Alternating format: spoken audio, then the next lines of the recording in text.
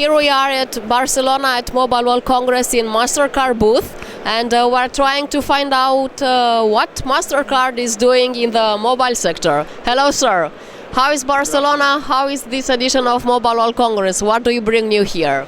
Well, it's a fantastic show, right? We have something like 80,000 people. Many of us work with us, and so we're here to meet customers and to showcase what it is that we're doing, what it is that is coming to the future of payments, and obviously mobile is the I think new and emerging trend to do payments, which is why we're here.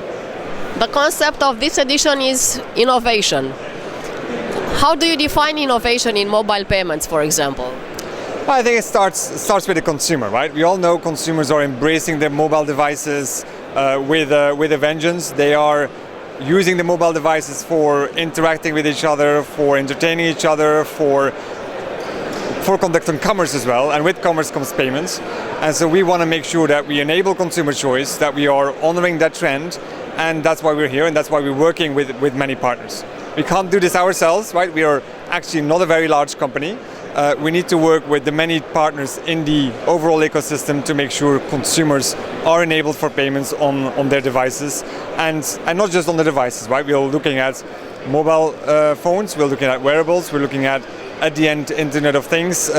Any place, any device, in our view, will be a commerce device, and that's what we're here for.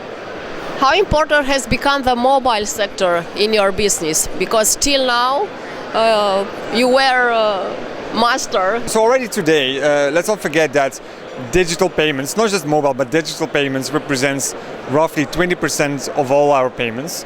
People buying on internet, either from the browser and increasingly from their mobile device, right? So it's, whereas we call it an emerging trend, it's actually already starting to be established. I think what's becoming different now is that people's looking for very smooth user experiences, people looking for very secure solutions, and we need to scale this. And that's why we need to work with our partners for that. Clearly, the mobile operators have huge scale, have huge consumer trust around that as well, and so that's why we're here, and that's why we're meeting with many of your colleagues. A big question here from GSMA was the unbanked population that has to become banked. Yes. How could you support the telecom industry and the banking sector also to have more banked population? Yeah. So financial inclusion is one of the biggest challenges and the biggest opportunities we have in front of us, right?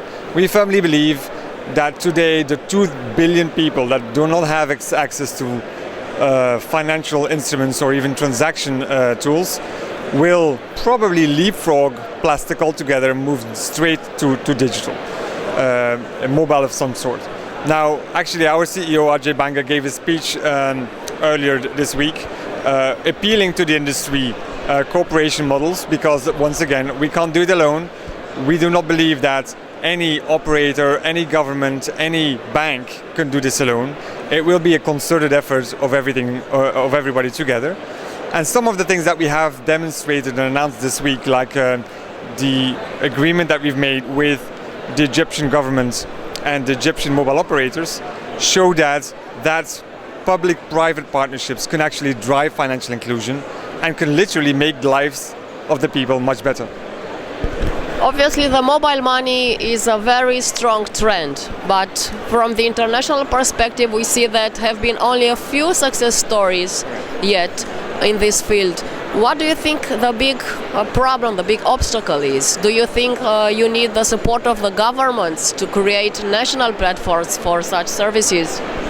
Well, I think there's many success factors that all have to come together, right? I believe that governments help tremendously, not just to force interoperability. That is a shame if we need government intervention for that. But governments themselves are a huge inflow of money towards the unbanked or the poor populations, right? Probably 30% of emerging markets spend goes to the poorest, and channeling that through electronic means will not only reduce costs by the governments and reduce leakage by the government, but will actually fuel the mobile ecosystem and get that going. But it's not the only thing that needs to happen. We strongly believe that interoperability is essential. Interoperability domestically between operators, interoperability with the physical world, meaning the plastic world, if you like, if that plastic infrastructure is there, and cross-border interoperability, because many of these countries have a significant remittances inflow. We need to once again reduce paperwork in that, automate or electronify those flows so that it becomes cheaper and easier for consumers. So I don't think there's one solution to here. I think a number of factors needs to be aligned, and the key here is partnership and not try to solve this on your own, because it's probably not something that can be solved. And our work that we've done, for example, with Tim as an operator and Caixa as a bank in Brazil, shows that actually those cross-industry partnerships can work. Our work in Egypt and in South Africa shows that public-private partnerships can work. And the partnerships that we have with the Gates Foundation in Kenya, for example, shows that an NGO and for-profit company partnership can work as well. I think we need to do all of that, and it is one of certainly Mastercard's biggest priorities and biggest opportunities as well. What do you think about NFC technology? There has been a lot of hype lately, but it seems that the moment hasn't come yet. How do you see it? No, I think the moment has come. NFC is a standard that has been introduced quite a few years ago. Nothing in payments happens fast simply because there's so many intermediaries in the chain. But if you look at countries like Australia, like Poland, like Czech Republic, like Canada, you see that consumers love it, that it really helps merchants as well. And adoption actually can go relatively quick if everything is aligned. Just a couple of months ago, we introduced NFC in the London Underground, the tube, and within days, consumer adoption was wild, and we've seen millions of consumers use it in pretty much a week or two. So that shows that actually consumer demand is there, that merchants can use it, and to me that train has left the station. Countries will adopt it at various speeds, but we believe that before long this will be just a given.